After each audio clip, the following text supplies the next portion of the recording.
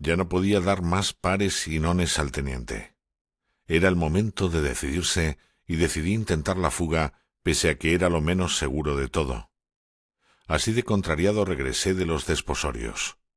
A veces cuando somos jóvenes tomamos unas decisiones muy impulsivas por una emoción que nos conmueve. En mi caso eran unos celos tan despiadados como comedidos.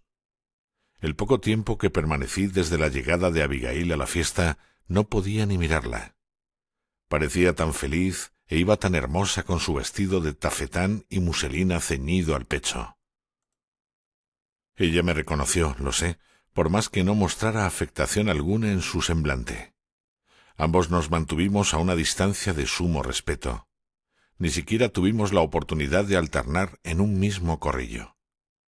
Cuando alguno de los dos posaba los ojos sobre el otro furtivamente, este último torcía el rostro para evitar un delator cruce de miradas. Así estuvimos toda la noche. ¿Por qué Abigail se comportó de manera tan voluble? Apenas un mes antes se había echado a mis brazos y ahora iba camino de casarse con un oficial del ejército británico. ¿Dónde habían quedado todos esos anhelos de pensar por ella misma, de tomar sus propias decisiones? Yo la había creído a pie juntillas.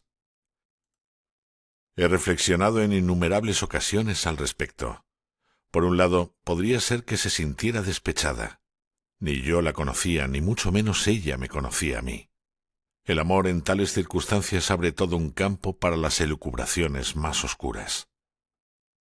Mi ausencia durante un mes tras nuestro fugaz encuentro, ¿acaso le hizo pensar que yo era un canalla y un rufián ladrón de honras?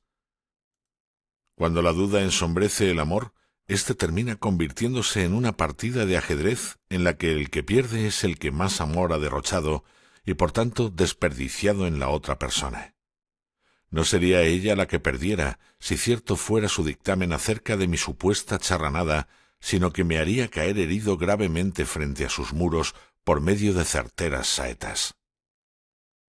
También he llegado a pensar que su decisión de casarse con el capitán fue el resultado de un diálogo entre la pasión y el juicio.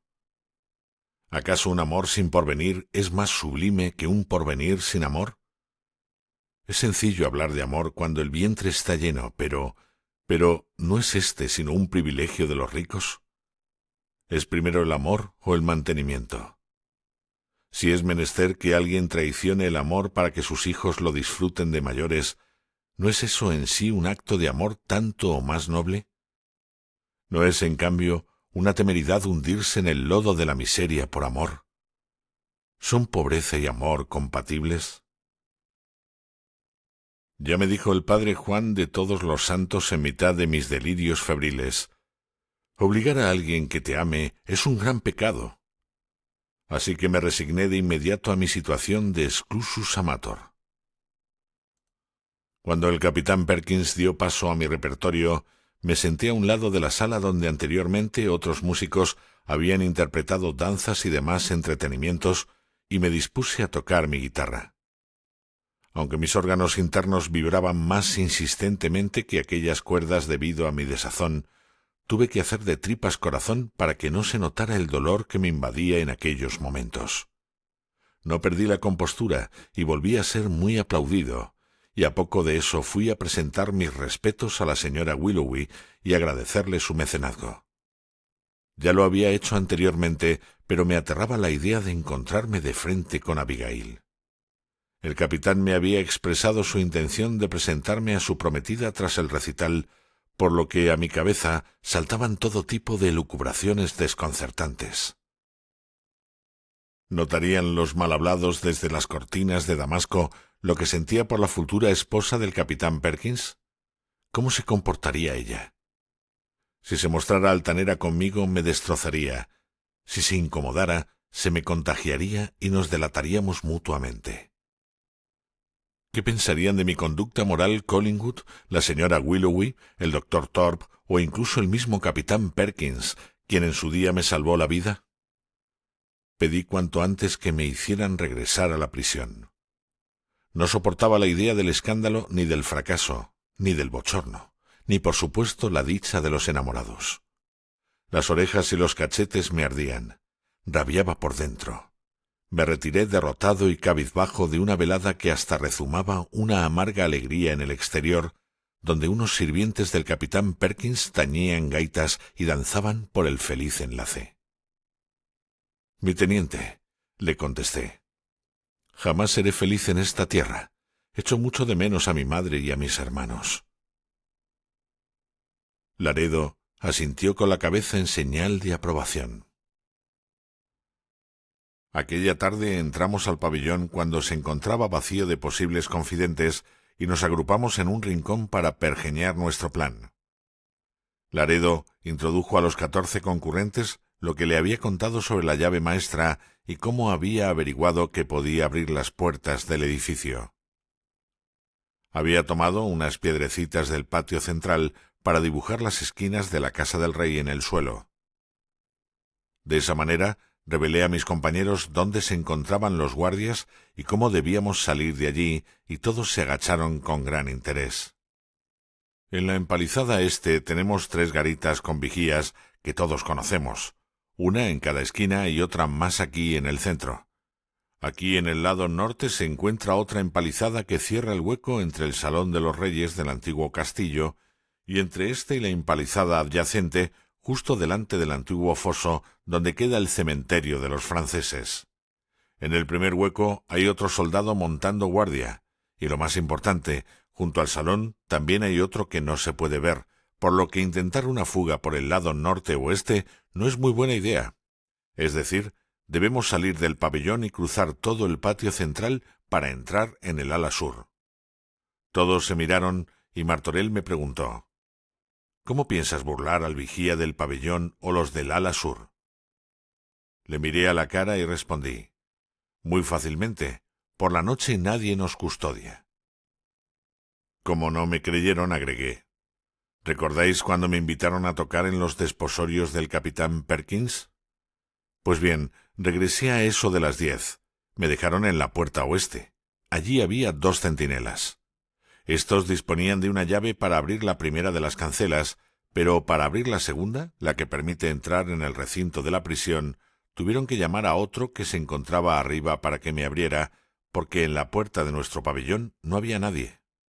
Y en la empalizada que cierra el lado sur tampoco».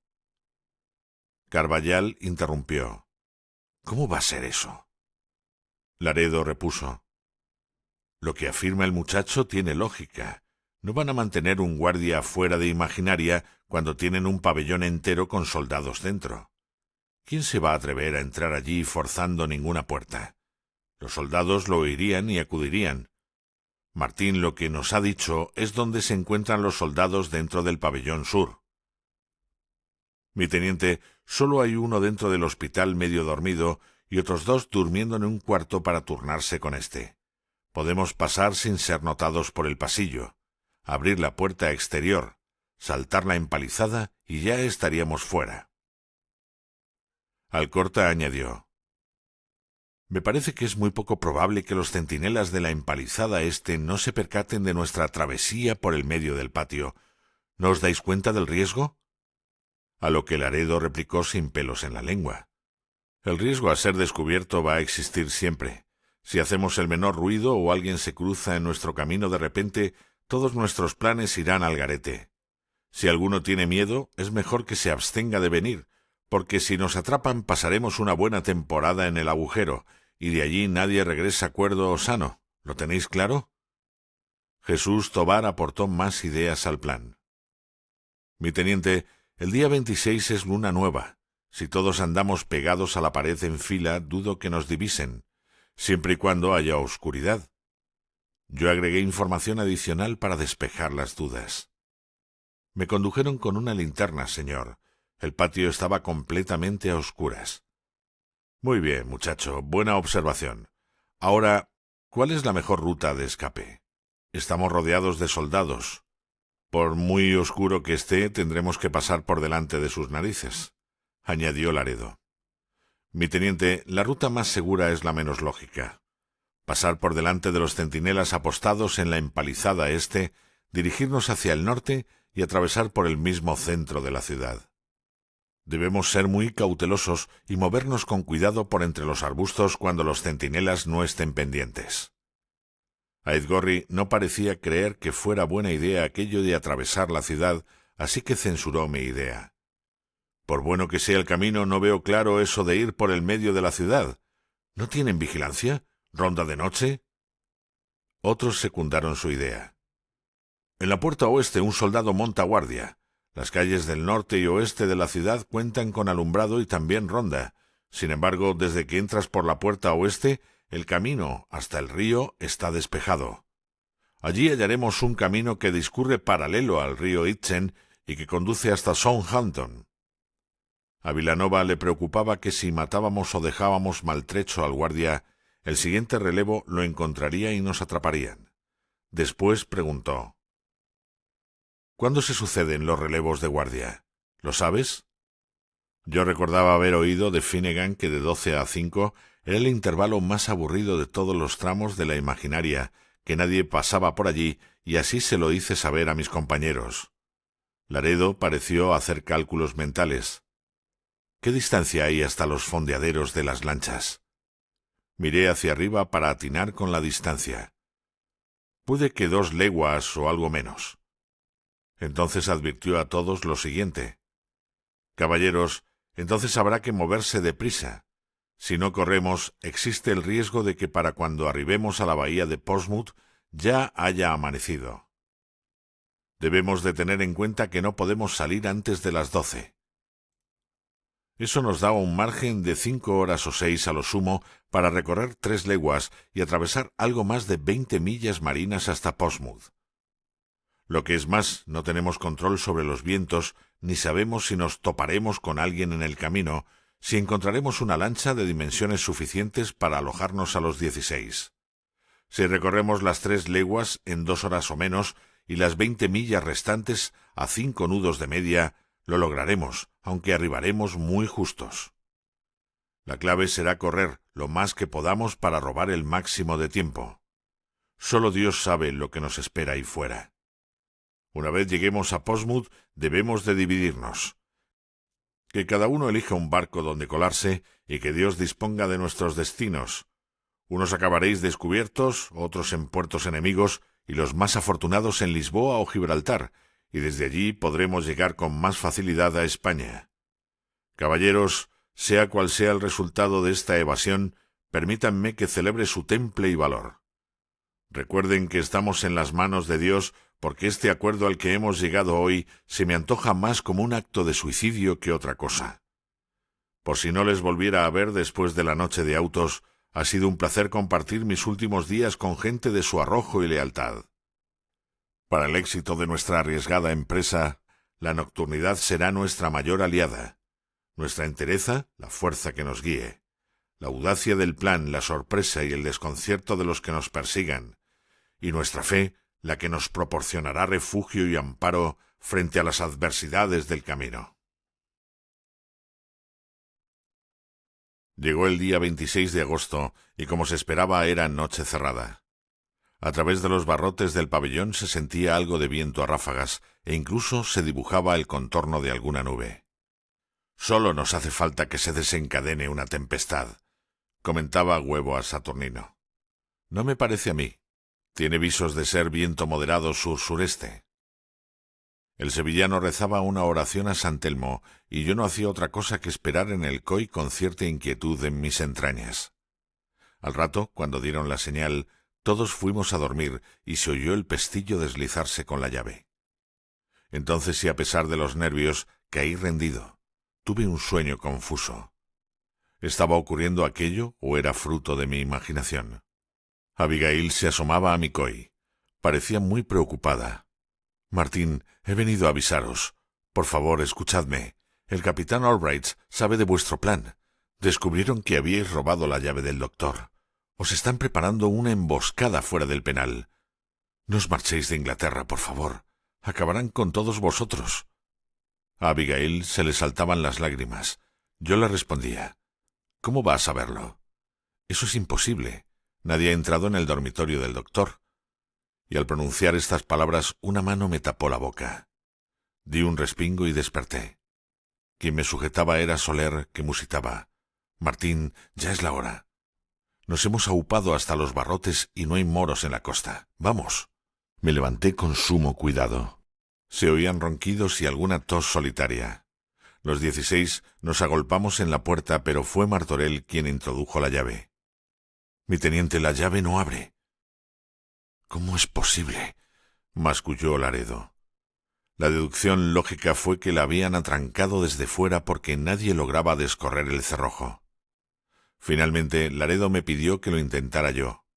Empujé la llave un poco más al fondo con un golpe de borde de mi palma y al girarla el cerrojo cedió con un crujido metálico. La puerta se abrió. Todos respiramos aliviados. Laredo salió el primero. «Seguidme, pegaos a la pared y no hagáis ruido».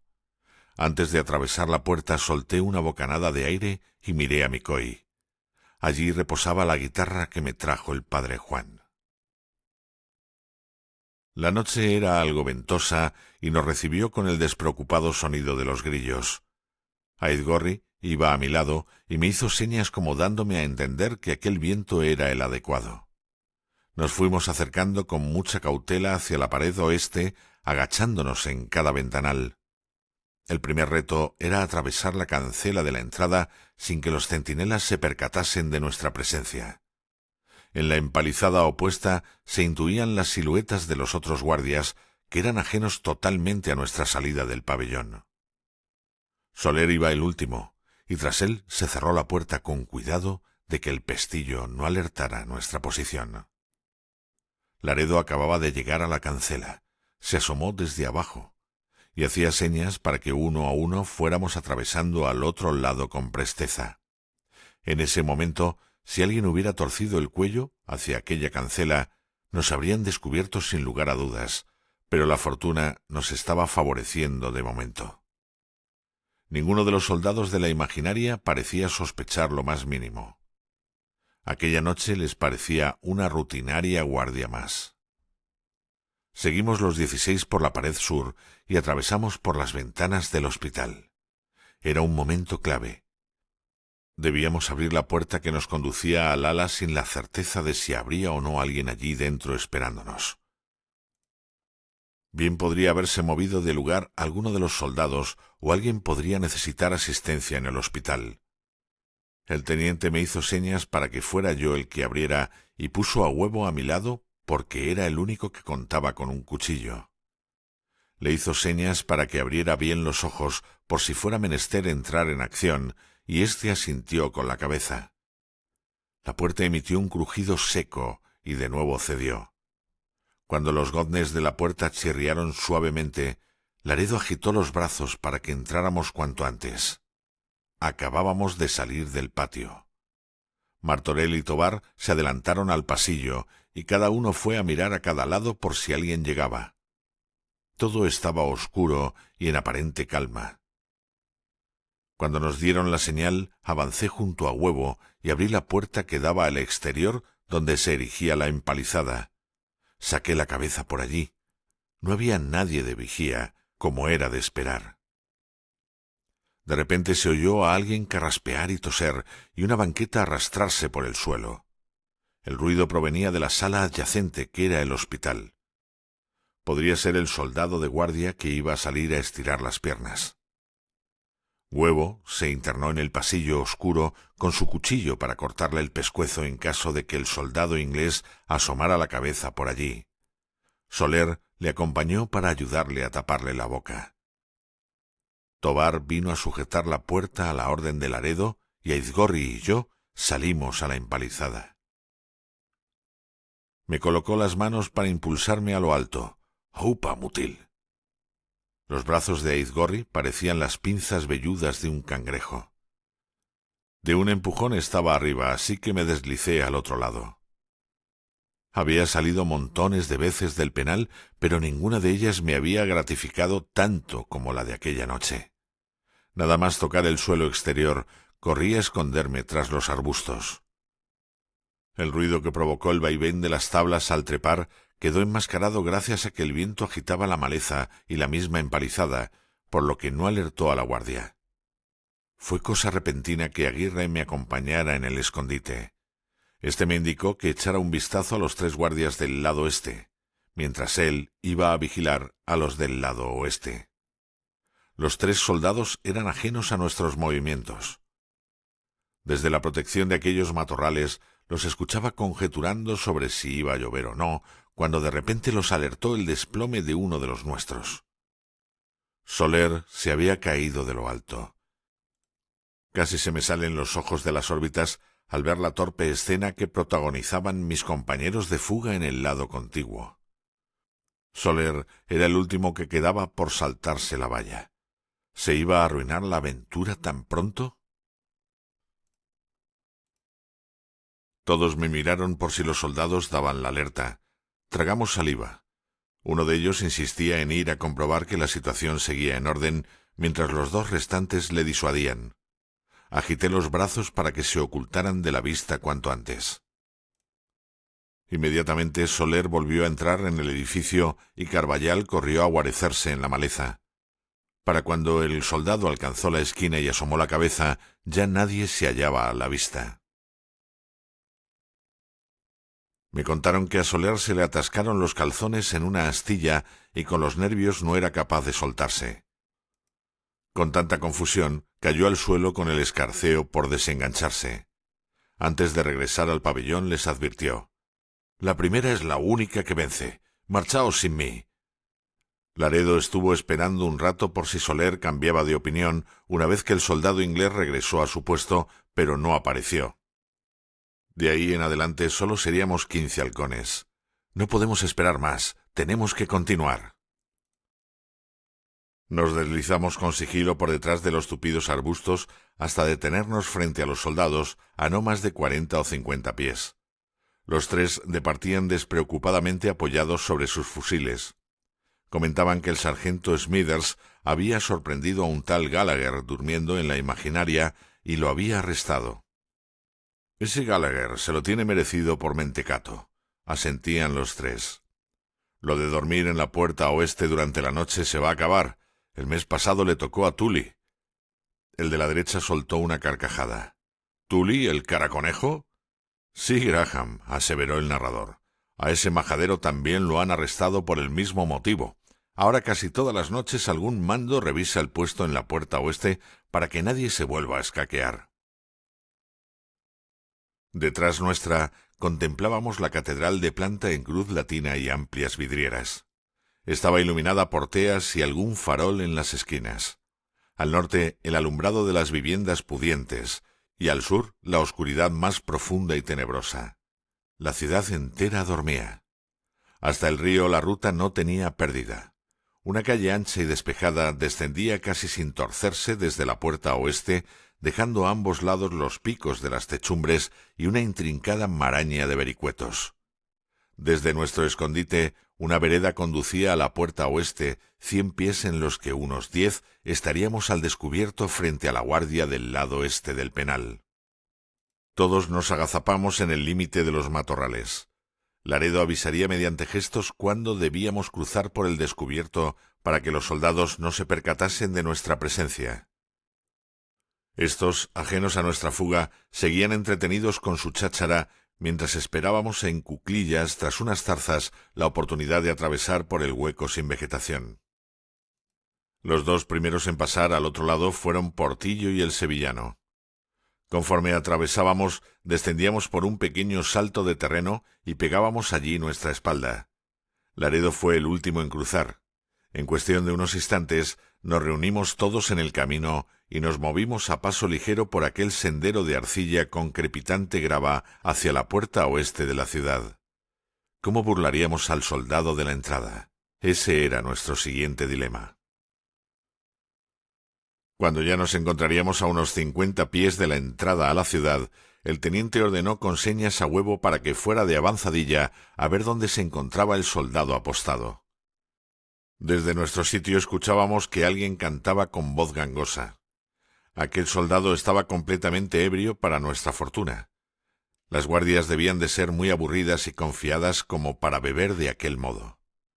Vi a Huevo deslizarse pegado a la pared y luego desaparecer cuchillo en mano bajo la penumbra de la puerta oeste. Tras escuchar un carraspeo seco, el soldado dejó de cantar. Huevo apareció por la puerta de nuevo indicándonos que el camino estaba despejado.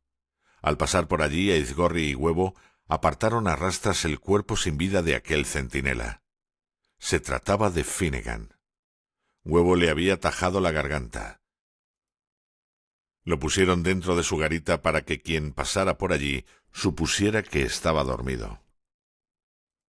Era crucial que no descubrieran su cadáver al menos hasta el siguiente relevo de guardia a las 5 de la mañana. Si todo salía bien, para esa hora la alarma no les serviría de mucho porque ya estaríamos acercándonos a la bocana de Portsmouth. Cuando nos disponíamos a internarnos en Winchester, miré hacia aquella garita donde reposaba el cadáver de Finnegan, me santigué y lamenté su muerte. Lo siento, amigo. Descendimos por la calle ancha que atravesaba el pueblo de este a oeste, deteniéndonos en cada esquina para cerciorarnos de que estábamos a salvo de miradas indiscretas. Nuestros pasos resonaban en el empedrado resbaladizo por la humedad del relente. A poco llegamos al pasaje donde se encontraba el rollo de la Virgen. Laredo iba algo más avanzado que el resto y nos hizo señas para que nos detuviéramos. Un par de hombres con sombreros redondos y un fanal cruzaban la calle mientras conversaban. Nos ocultamos tras la opacidad que nos garantizaba el pasaje, pero Laredo no tuvo opción más que echarse de bruces al suelo y cubrirse con el rollo. Los hombres avanzaban con una vara de madera que hacían sonar a su paso. Si nos descubrieran, harían sonar las matracas que colgaban del cinto de sus tabardos, y nuestra aventura habría acabado en ese preciso momento. Se detuvieron por unos instantes, gesticulaban como si estuvieran decidiendo qué camino seguir. ¿Subirían por donde nos encontrábamos o seguirían de frente por aquella encrucijada? Huevo aguzó la vista, apretó los labios y levantó la mano en la que sostenía el cuchillo. Todos nos pegamos a la pared y contuvimos la respiración. ¿Cómo actuaríamos si descubrieran a Laredo, quien se encontraba en la posición más vulnerable? No nos daría tiempo a interceptarles como para evitar que dieran la alarma. La situación no nos era favorable. Pasaron de largo y todos exhalamos un suspiro de alivio. Laredo se puso en pie de momento y cuando los vio torcer una esquina agitó las manos para que le siguiésemos. Dediqué una última mirada a mi derecha donde se divisaba el letrero de la posada Auntie Mary. Portillo, que iba detrás mía, me sacó de mi ensimismamiento. «Agila, que va a volver la ronda». Recorrimos por esa lúgubre callejuela paralela a la catedral, atravesando por los cruces con sumo cuidado porque algunos soldados se encontraban apostados en los alrededores del templo. Al final, calle abajo, dimos con el molino de harina. El agua irrumpía con fuerza en ese tramo del río. Habíamos salido de la ciudad. La más lóbrega tiniebla y algo de bruma nos abrazaban. Desde el puente, al volver la vista atrás, la silueta opaca de los edificios de Winchester parecía engalanada por un enjambre silencioso de trémulas luciérnagas. Al cruzar el puente de madera, encontramos un camino de tierra. «Caballeros, ahora comienza la cuenta atrás. Si nos detenemos a descansar, no lo lograremos. La flaqueza es ahora nuestro mayor enemigo», musitó Laredo. Junto a nuestro trote acompasado escuchábamos cacareos de gallos, silbidos de aves nocturnas y ladridos distantes. Los 15 en pelotón actuábamos según el plan, sin pensar, sin dudar lo más mínimo que fuéramos a lograrlo. La escasa luz de la luna nueva nos confería una tonalidad azulada en la piel. La única luz provenía de las estrellas y del reflejo del rocío. Corríamos por terrenos despejados, vulnerables, sin ninguna salvaguarda de las miradas ajenas. Solo la sombra caprichosa de un olmo centenario interrumpía la monotonía del paisaje. En ningún momento aflojamos la marcha. Levantamos las rodillas para no trastabillar. Rompíamos la bruma con nuestro paso constante, en silencio, sin resollar pese a la fatiga.